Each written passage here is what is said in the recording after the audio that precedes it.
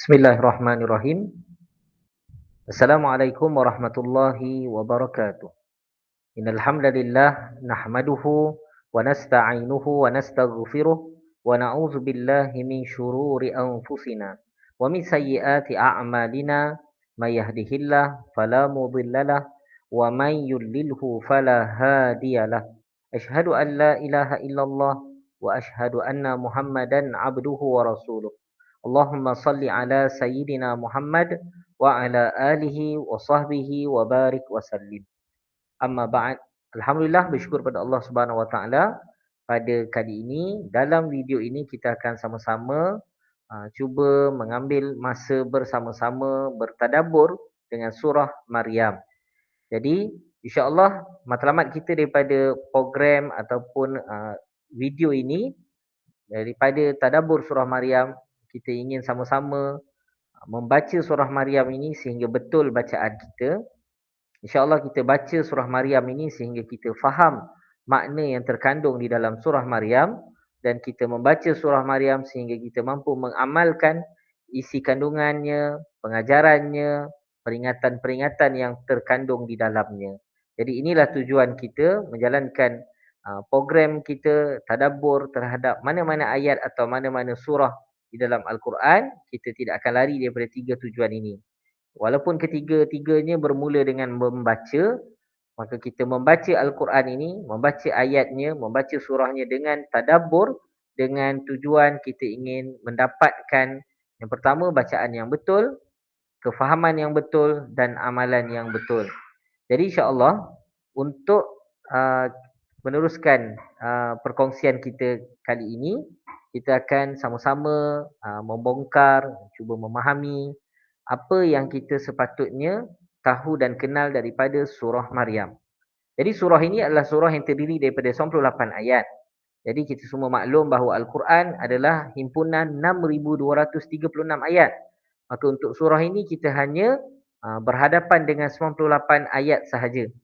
Jadi bagi mereka yang telah pun bertadabbur dengan surah Yasin, maka surah ini dia lebih sedikit daripada surah Yasin. Tetapi walaupun jumlah ayatnya 98 ayat, tetapi dia adalah surah yang mempunyai kombinasi yang sama seperti surah Yasin lebih kurang. Di dalamnya ada pelbagai penceritaan, di dalamnya ada kisah-kisah yang menjadikan kita rasa seronok dan kita rasa teruja untuk membaca ayat demi ayat di dalam surah ini. Surah ini adalah surah Makkiyah. Surah Makkiyah bermaksud surah yang diturunkan kepada Nabi SAW. Maknanya ayatnya turun kepada Nabi sampai kepada Nabi sebelum peristiwa hijrah ke Madinah. Surah ini adalah surah yang ke-19 dari segi turutan surah dalam Al-Quran. Adalah surah yang ke-19 daripada 114 surah di dalam Al-Quran. Jadi surah ke-19 ini maksudnya turutan surah ini telah pun ditentukan oleh Allah Subhanahu Wa Taala. Bagaimana kalau kita lihat dalam kisah dalam hadis-hadis Nabi sallallahu alaihi wasallam, setiap tahun Nabi akan bertalaki, akan mengulang kaji ayat-ayat Al-Quran yang telah turun, maka malaikat Jibril akan memberitahu kepada Nabi susunan demi susunan setiap ayat dan juga surah-surah di dalam Al-Quran. Maka surah ini berada di kedudukan yang ke-19 selepas surah Al-Kahfi. Maka kita tahu surah Al-Kahfi ini surah yang selalu kita tadabbur, surah yang kita akan sentiasa lazimi membacanya pada setiap hari Jumaat. Bahkan sekiranya kita termasuk di kalangan mereka yang beruntung, kita mampu menghafaznya. Sekurang-kurangnya tak dapat hafaz satu surah, kita dapat hafaz surah Al-Kahfi ini 10 ayat yang pertama dan 10 ayat yang terakhir. Ataupun sekurang-kurangnya 10 ayat yang pertama surah Al-Kahfi telah pun kita hafal. Maka ini adalah surah Al-Kahfi. Maka apakah ada kaitan antara surah Al-Kahfi dengan surah Maryam dan surah Maryam dengan surah selepasnya surah Taha? Ya, selalunya dan kebiasaannya semua surah-surah ini dia berturutan, turutan yang telah ditetapkan oleh Allah, pasti ada hubung kait antara setiap surah ke surah. Maka surah Al-Kahfi di dalamnya ada kisah-kisah ajaib luar biasa, cerita tentang perkara-perkara yang telah pun berlaku, cerita-cerita tentang perkara, ada isyarat tentang perkara gaib yang akan berlaku, Maka di dalam surah Maryam juga ada cerita-cerita luar biasa dan juga cerita-cerita tentang maklumat-maklumat silam yang berkaitan dengan para nabi, dakwah para nabi, dan begitu juga di dalam surah Maryam ada petunjuk tentang peristiwa akan datang, peristiwa masa depan. Dan peristiwa ataupun surah ini secara ringkasnya kita kata surah Makkiyah, diturunkan sebelum hijrah Nabi. Lebih spesifik lagi, surah ini turun sebelum peristiwa ataupun ayat-ayatnya turun sebelum daripada peristiwa hijrah para sahabat ke Habsyah pada tahun 5 kenabian. Jadi kita tahu bahawa Nabi mula berdakwah pada tahun pertama kenabian, Nabi terima wahyu di Gua Hira. Maka 3 tahun pertama dalam Nabi mula menjalankan tugas sebagai seorang Nabi, sebagai seorang Rasul, dakwah Nabi dijalankan secara sulit.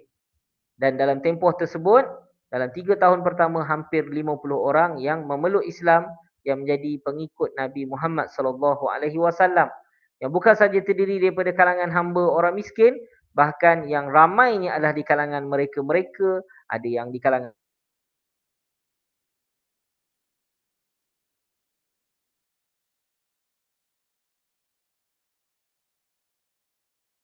Nabi kerana beriman dan yakin dengan ajaran Islam yang dibawa oleh Nabi. Bezanya 3 tahun pertama Nabi tidak berdakwah secara terang-terangan. Dan selepas Nabi mula berdakwah secara terang-terangan, maka penentangan terhadap dakwah Nabi semakin hebat. Bahkan umat Islam, orang-orang yang menyatakan keislaman mereka juga diuji dengan sangat dahsyat.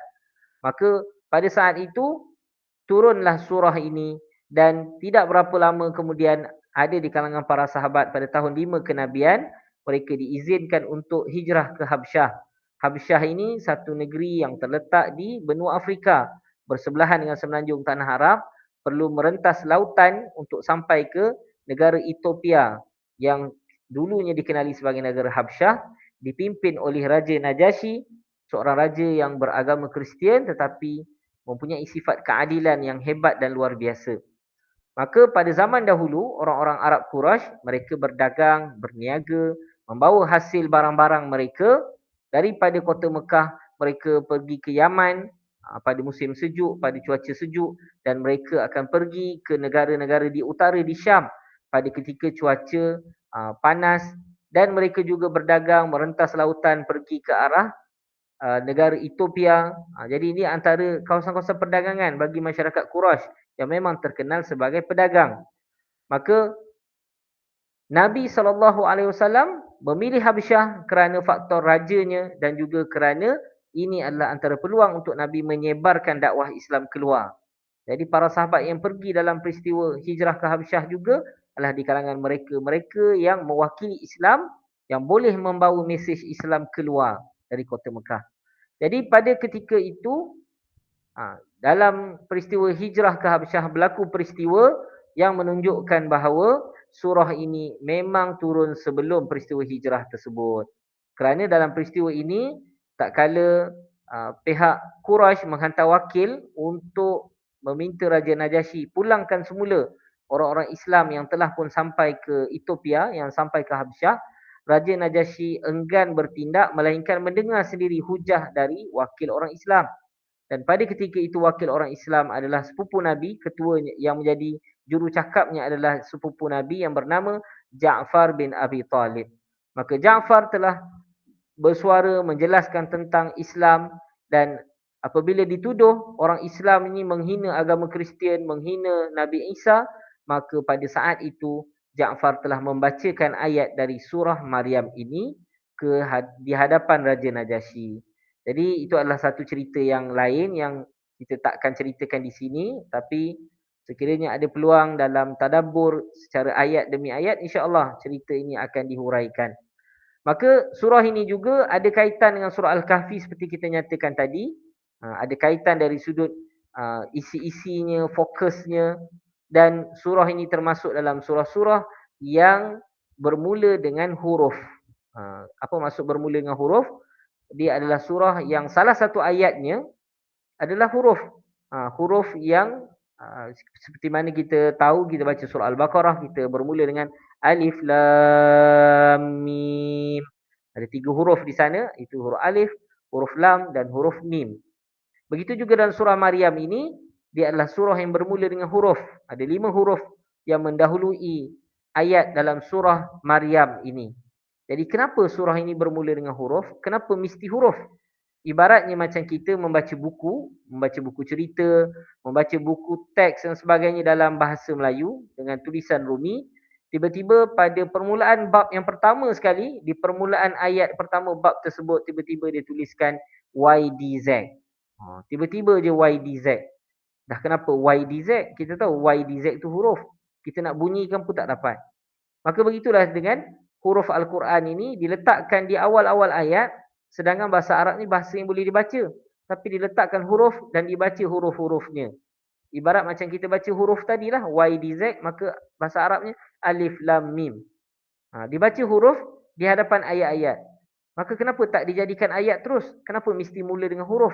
Maka jawapan yang paling tepat untuk kefahaman ayat ataupun ayat-ayat yang dalam bentuk huruf yang dimulakan pada 29 surah dalam Al-Quran.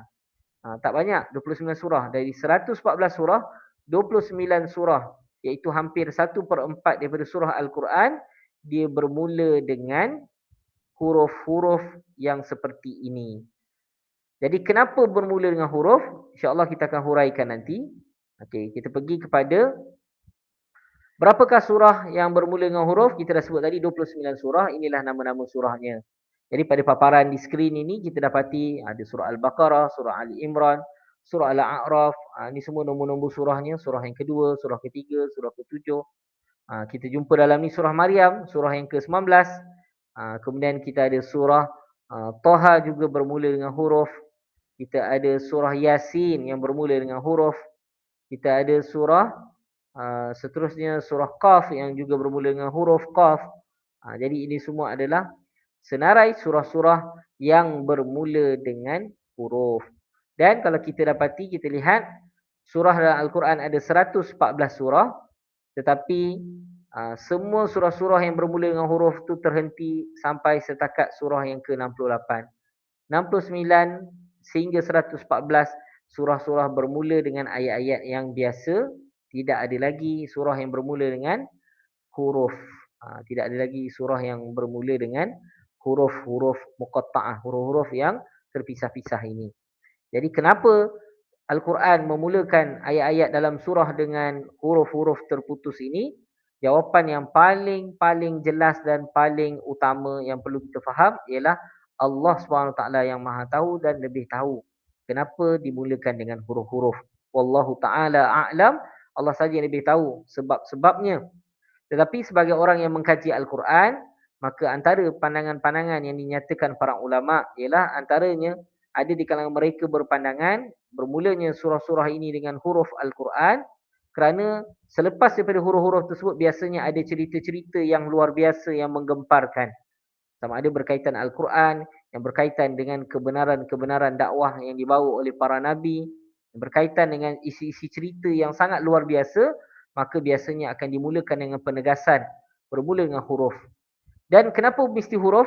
Kerana ibarat satu cabaran, ibarat satu perhatian. Bila bermula dengan huruf, orang pasti akan tertanya-tanya dan ingin memberi perhatian kepada ayat yang berikutnya. Dan sudut pandang yang kedua adalah dengan bermulakan dengan huruf ibarat satu cabaran yang diberi oleh Allah, maka kepada orang-orang Arab yang cukup hebat pada zaman tersebut dengan bahasa Arabnya, dengan syair-syair Arabnya yang cukup tersusun indah kata-katanya, tetapi mereka sangat terkejut bila mana mendengar ayat-ayat Al-Quran yang dibaca oleh Nabi SAW. Bahkan di kalangan mereka pun yang hebat dalam syair Arab, tetapi ada di kalangan mereka yang akhirnya tunduk dan akur memeluk Islam dengan rasa takjub bila mendengar ayat-ayat Al-Quran. Maka kita dapati ada beberapa tokoh penyair pada zaman Nabi SAW sehingga ada yang mengambil sikap, contohnya seperti Labid, seorang penyair yang terkenal, bila mana dia telah mendengar surah Al-Baqarah, maka dia telah mengambil keputusan untuk tidak lagi bersyair kerana apa yang ada dalam surah Al-Baqarah itu pun telah memadai untuk jiwanya, untuk dirinya. Dia kata surah Al-Baqarah ini telah menenggelamkan minatnya, cintanya kepada syair, untuk bersyair. Jadi inilah hebatnya bahasa Al-Quran.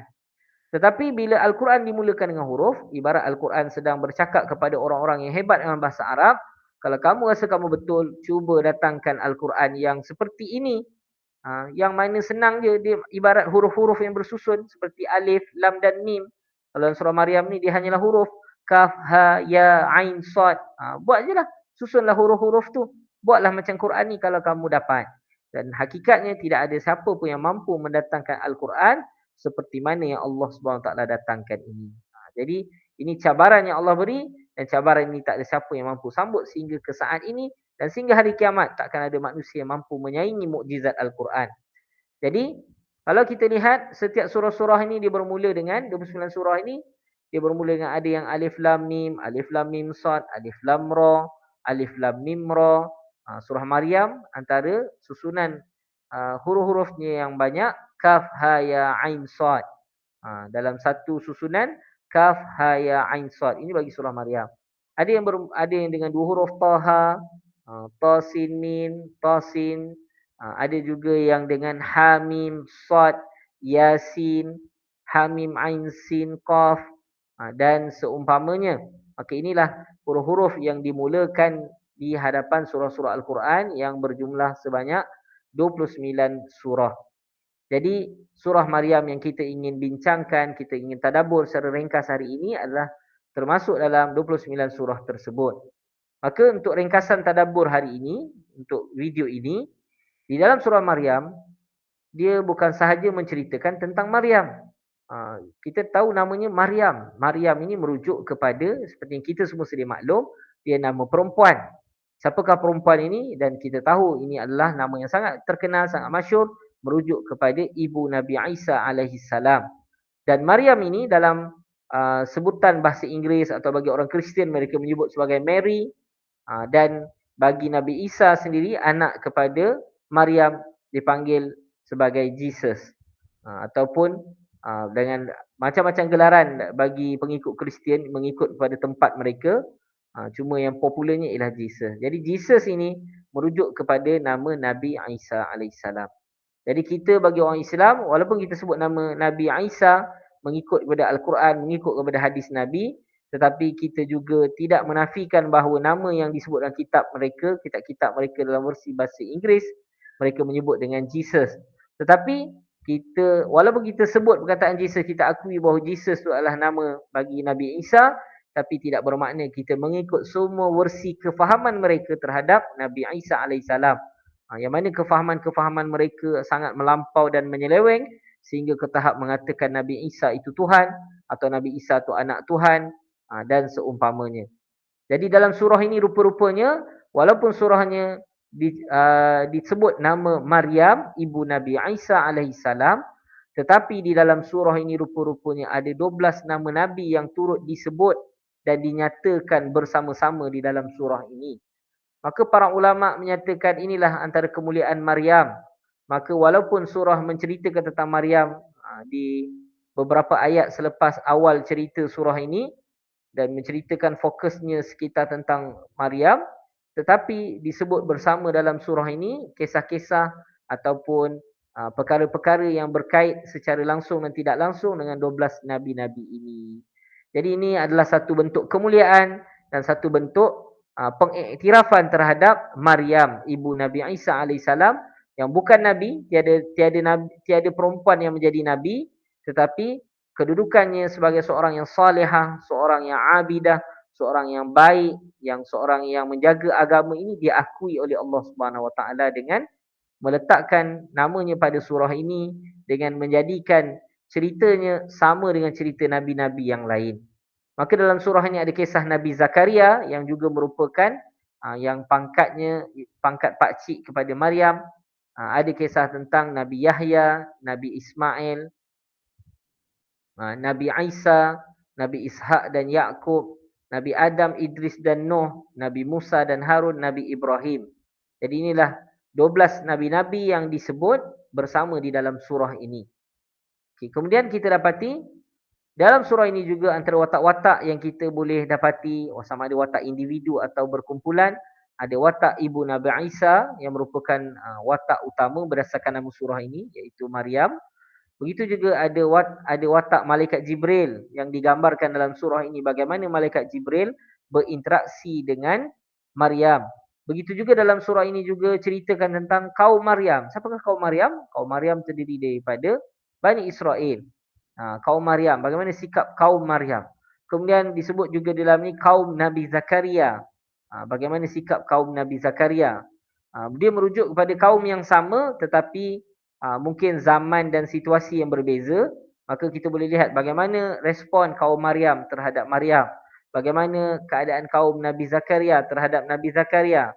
Begitu juga kisah tentang ayah kaum Nabi Zakaria dan juga kaum Nabi Yahya ini adalah kaum yang sama yang kita akan ceritakan kisah mereka bila kita tadabbur ayat demi ayat, kita akan ceritakan bersama tentang kaum Nabi Zakaria, kaum Nabi Yahya. Nabi Yahya adalah anak kepada Nabi Zakaria.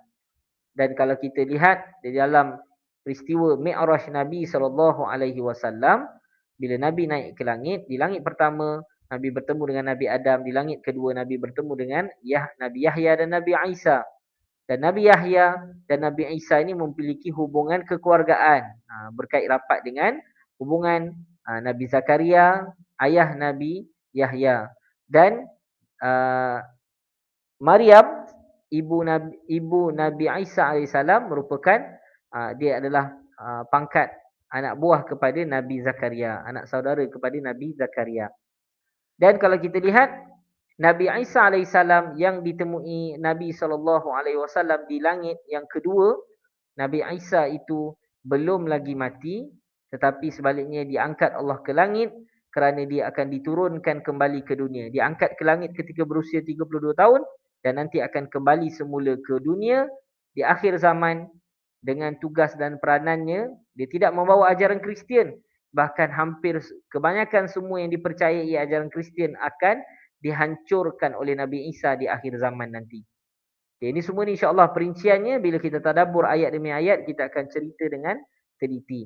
Begitu juga ada kisah tentang Nabi Ibrahim dan ayahnya. Jadi ada cerita tentang ayah Nabi Ibrahim. Begitu juga ada rumusan yang Allah paparkan dalam surah ini tentang apakah balasan bagi orang yang taat kepada para nabi. Mereka taat pada para nabi, mereka ikut perintah-perintah nabi yang juga merupakan perintah Allah. Dan kemudian bagaimana yang berlaku kepada kaum yang engkar terhadap nabi-nabi, melawan nabi, apa yang berlaku kepada mereka di akhirat nanti, di neraka nanti. Yang di syurga bagaimana, yang di neraka bagaimana. Kemudian cerita secara ringkas tentang Nasrani disebut secara tidak langsung pada penghujung surah ini, isyarat tentang apa yang dilakukan oleh orang Nasrani atau orang Kristian. Maka inilah antara beberapa watak-watak individu atau golongan yang disentuh secara langsung di dalam surah Maryam. Okey. Kemudian dalam surah Maryam kita dapati didatangkan beberapa kisah ajaib. Di permulaan surah apabila diceritakan tentang Nabi Zakaria, bagaimana Nabi Zakaria ini dia berdoa mengharapkan supaya dia ada zuriat, ada yang mewarisi perjuangan dakwahnya, bukan mewarisi harta kerana para nabi tidak mewariskan harta. Apa saja harta yang mereka tinggalkan dijadikan harta tersebut sebagai hadiah dan sedekah. Tetapi mereka mewariskan perjuangan dakwah. Mereka mewariskan ilmu. Mereka mewariskan tugas mereka dalam menyampaikan ajaran Islam. Jadi yang dibimbangkan Nabi Zakaria ialah kerana dia telah pun berusia isterinya sejak daripada dia berkahwin. Isterinya adalah seorang yang mandul yang tidak boleh melahirkan anak. Maka Nabi Zakaria pada ketika itu rasa bimbang dengan siapakah yang nak menyambung tugas dakwah ini. Jadi dia nak biarlah datang daripada keturunan dia supaya dapat menyambung keturunan-keturunan Nabi yang lain yang juga berdakwah untuk ajaran Islam. Maka dia ingin daripada keturunannya lahir orang yang akan membawa perjuangan ini. Yang akan bersungguh-sungguh menjaga dakwah ini. Maka Allah rezekikan kepadanya Nabi Yahya. Maka malaikat datang beritahu kepada Nabi Zakaria yang dia ada anak. Dia akan dapat anak dan Allah telah menamakan anaknya. Dan namanya Yahya. Maka terkejutnya Nabi Zakaria terhadap kelahiran Nabi Yahya ini. Terkejut walaupun dia minta tapi terkejut kerana bendanya luar biasa. Maka atas sebab itu Nabi Zakaria mohon tanda daripada Allah Subhanahu Wa Taala. Bukan sebab tak percaya tapi kerana terkejutnya dengan peristiwa ini, Nabi Zakaria perlu menenangkan hatinya. Jadi dia mohon tanda. Jadi ini ceritanya insya-Allah kita akan jumpa bila kita bersama-sama bertadabbur ayat demi ayat. Cumanya bila dijawab kepada Nabi Zakaria, maka diberitahu kepada Nabi Zakaria melahirkan Nabi Yahya daripada orang yang telah berusia lanjut dan isterinya yang mandul yang mustahil melahirkan anak itu lebih senang daripada situasi-situasi lain. Antara situasi lainnya apa? Kalau kita lihat dalam sejarah Nabi Isa lahir tanpa ayah. Ini akan berlaku selepas daripada peristiwa ini. Selepas daripada peristiwa kelahiran Nabi Yahya. Dan yang paling jelas yang dirujuk daripada jawapan itu kepada Nabi Zakaria adalah merujuk kepada penciptaan Nabi Adam yang asalnya tiada ibu dan ayah daripada tak ada apa-apa. Tapi tercipta Nabi Adam. Maka tiada apa yang mustahil. Tiada apa yang pelik dengan kuasa Allah Subhanahu Wa Taala. Maka selepas ini, dengan kejutan yang berlaku dalam masyarakat tentang peristiwa isteri Nabi Zakaria melahirkan anak, maka tidak berapa lama selepas ini, sekali lagi masyarakat akan dikejutkan dengan kelahiran Nabi Isa tanpa ayah. Jadi tengok bagaimana persiapan dalam nak menzahirkan kisah atau peristiwa ajaib ni pada masyarakat. Cukup indah susunannya, cukup indah ditetapkan oleh Allah Subhanahu Wa Taala untuk berlaku di kalangan masyarakat bagi Nabi Zakaria, bagi kaum para nabi ini supaya mereka sepatutnya mereka boleh terima dan mereka boleh sedar bahawa ini adalah kuasa Allah Subhanahu Wa Taala. Antara kisah ajaib lain yang kita dapati dalam surah ini ialah bagaimana diceritakan dalam surah ini Nabi Zakaria bila meminta tanda kepada Allah Subhanahu Wa Taala, Nabi Zakaria telah Allah nyatakan bahawa Nabi Zakaria tidak akan dapat bercakap selama 3 hari. Adakah Nabi Zakaria bisu? Tidak, Nabi Zakaria tidak bisu. Mulutnya masih boleh bergerak. Tetapi Allah takdirkan dia tidak akan dapat berkomunikasi selama 3 hari. Allah hilangkan percakapannya selama 3 hari dan dia perlu berinteraksi dengan menggunakan isyarat. Jadi inilah antara tanda yang Allah berikan kepada Nabi Zakaria. Dalam keadaan dia sihat, tak ada apa-apa boleh bercakap tapi tiba-tiba tidak boleh berkomunikasi. Dan yang kedua, Nabi Isa bercakap sewaktu kecil. Dalam surah ini digambarkan bagaimana bila ibunya ingin kembali semula ke kampung setelah melahirkan Nabi Isa, Allah memerintahkan ibunya untuk bila ditanya oleh sesiapa, isyaratkan kepada bayinya. Maknanya semua jawapan, baby ni yang jawab. Nabi Isa yang akan jawab. Bagaimana baby ingin menjawab? Inilah persoalan penduduk kampung dia. Orang-orang masyarakat dia tanya, macam mana baby nak jawab soalan kami ni? Kamu ni dah buat benda pelik. Lahirkan anak ni, siapa bapak dia? Takkan buat benda tak elok. Jadi macam-macam tuduhan yang hina dan keji mereka lemparkan kepada ibu Nabi Isa. Maka Nabi Isa pun menjawab. Menjawab dengan lidah yang lancar. Apakah jawapannya? Nanti kita akan jumpa bila kita tadabbur satu demi satu ayatnya. Maka Nabi Isa bercakap. Tapi lepas bercakap tu apa jadi? Adakah Nabi Isa daripada baby bercakap seperti orang biasa? Tidak. Selesai sahaja dia bercakap apa yang dah ditetapkan Allah, maka kembalilah Nabi Isa seperti bayi-bayi yang biasa.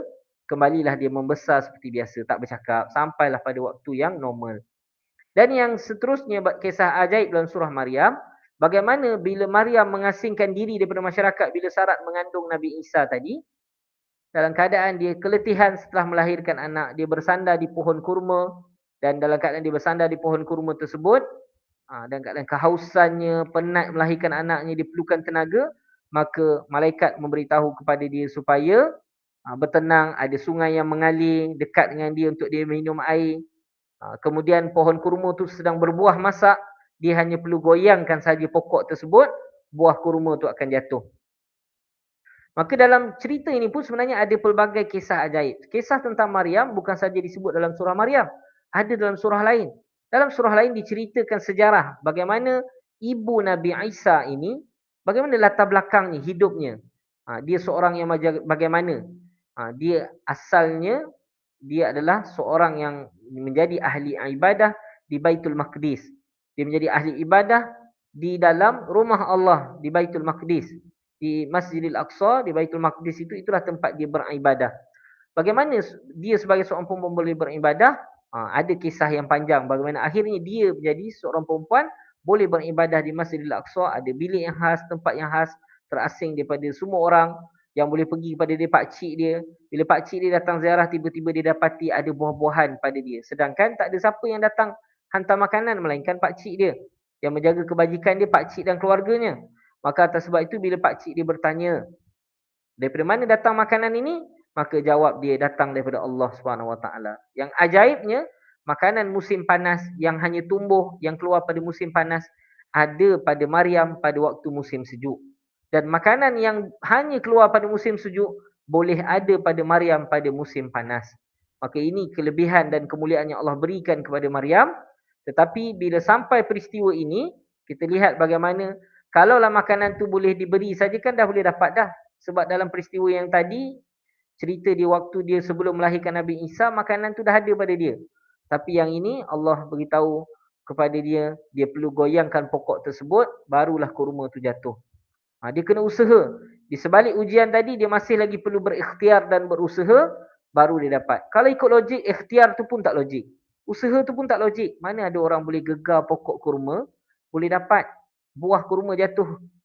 Ni pokok kurma ibarat pokok kelapa. Kita tak goyang pokok kelapa nak dapatkan buah kelapa.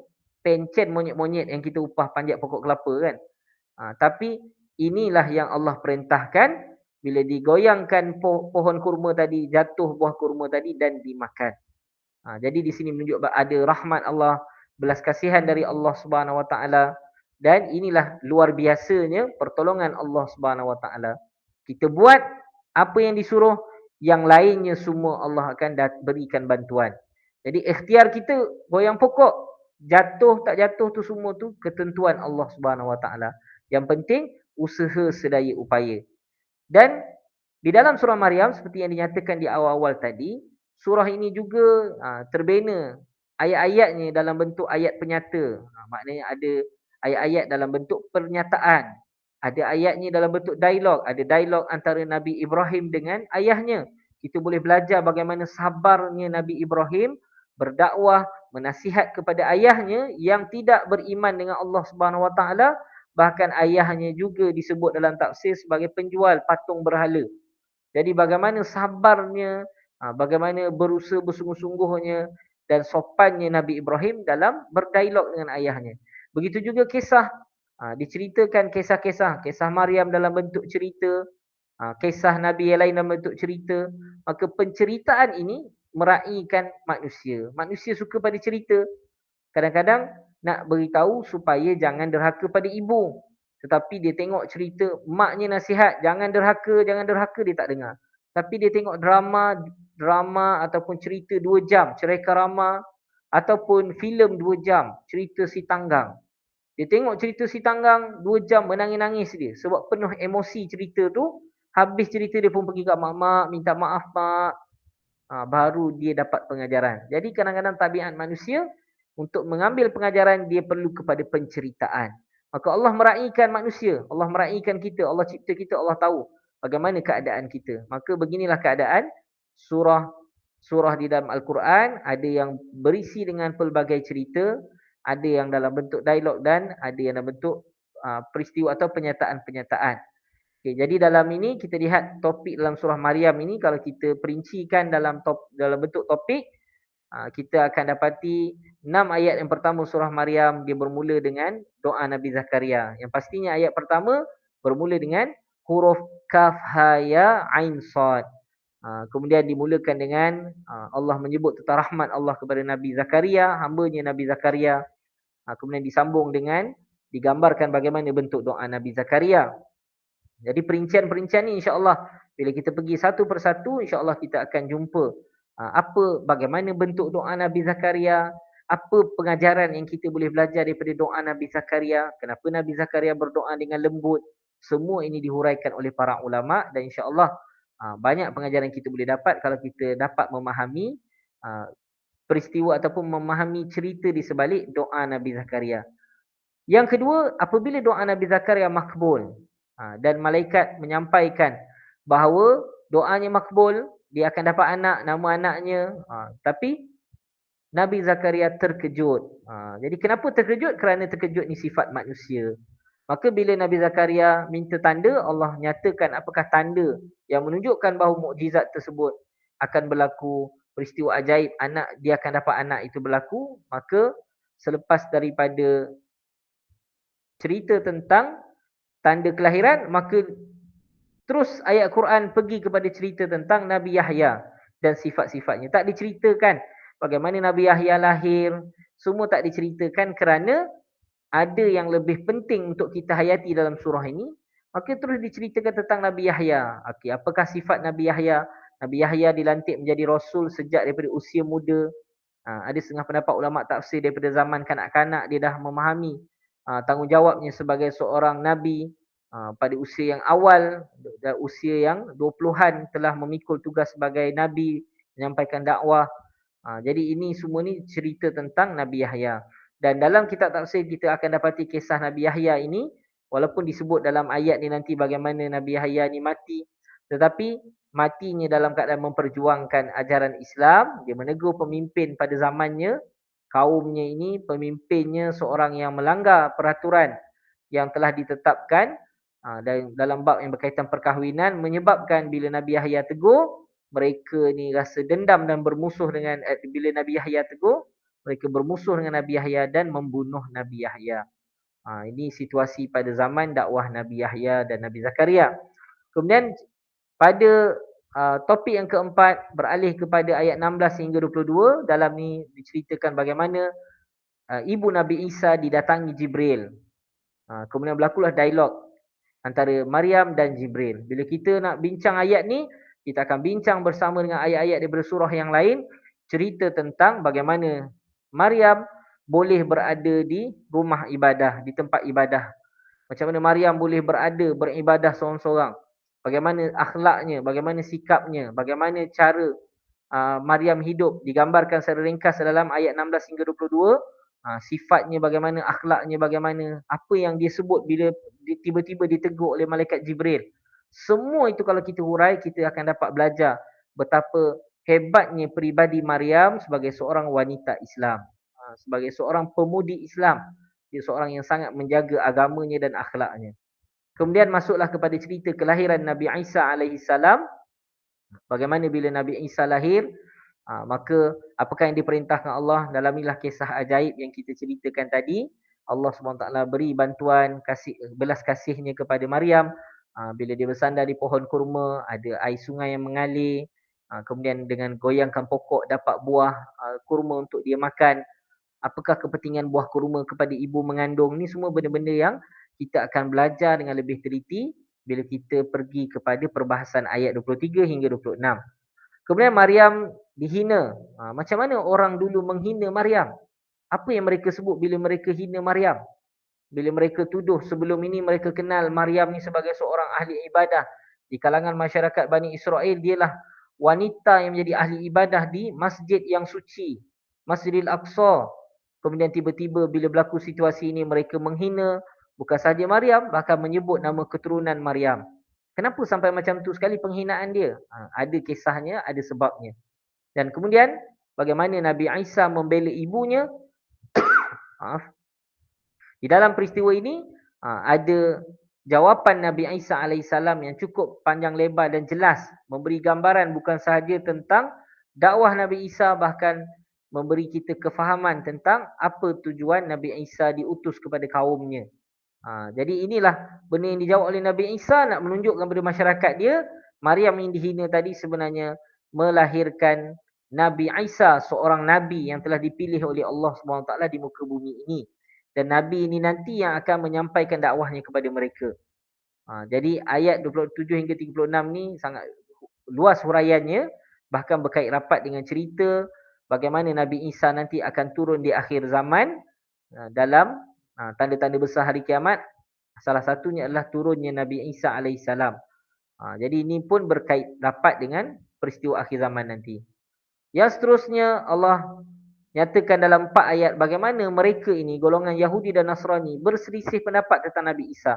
Daripada Nabi Isa kecil sehinggalah Nabi Isa berdakwah, sehinggalah setelah Nabi Isa diangkat ke langit, maka sehinggalah saat Nabi Isa turun nanti, inilah yang mereka akan selisihkan.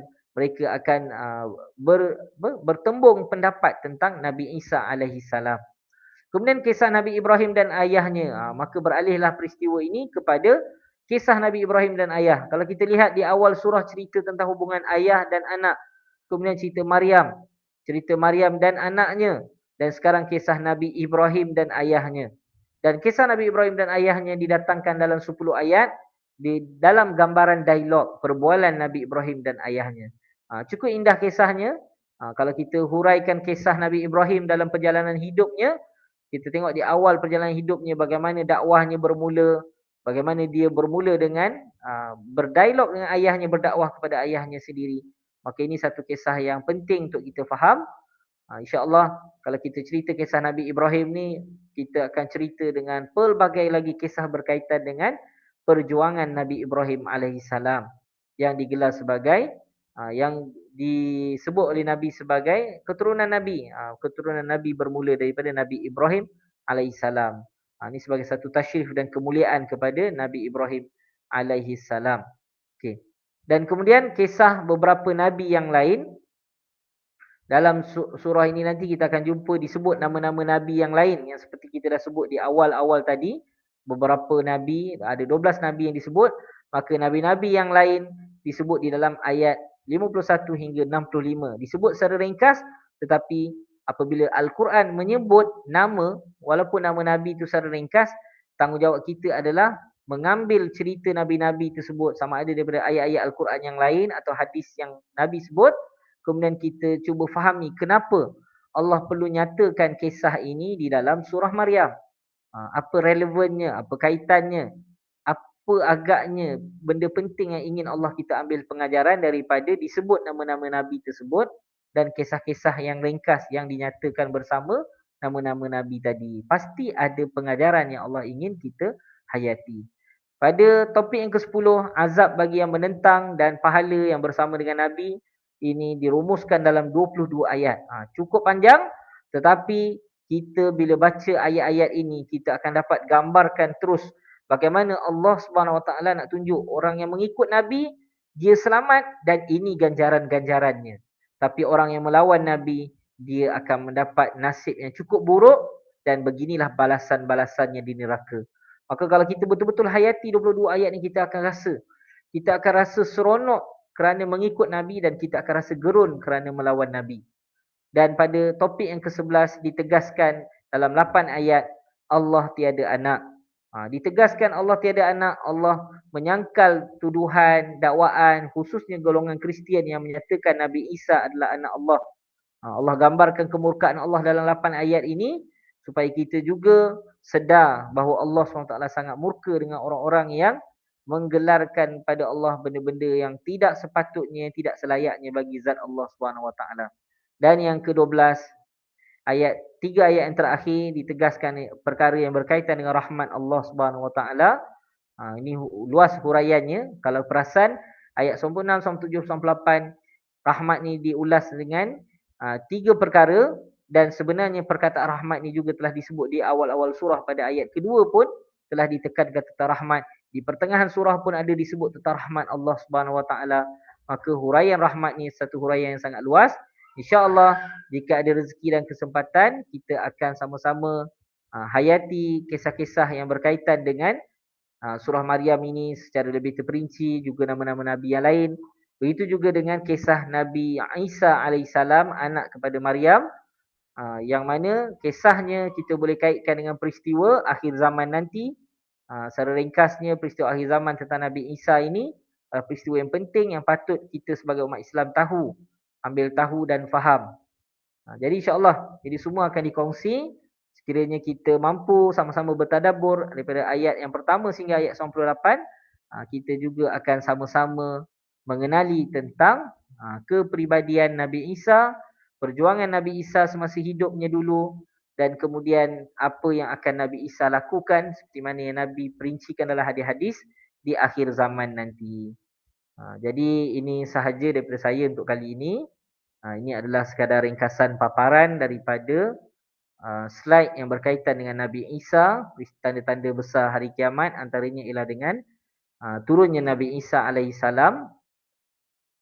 Jadi insya-Allah kita berharap mudah-mudahan tadabbur surah Maryam ini bukan hanya sekadar tadabbur untuk membaca, hanya untuk kita melihat kepada makna dari satu sudut saja, tetapi yang paling penting kita mampu reflect ayat-ayat ini dalam kehidupan seharian kita dan kita mampu beramal dengan apa saja pengajaran yang ada di sebalik surah ini. Jadi itu sahaja daripada saya. Aqulu ma tasma'un astaghfirullahal azim li wa lakum. Wassalamualaikum warahmatullahi wabarakatuh.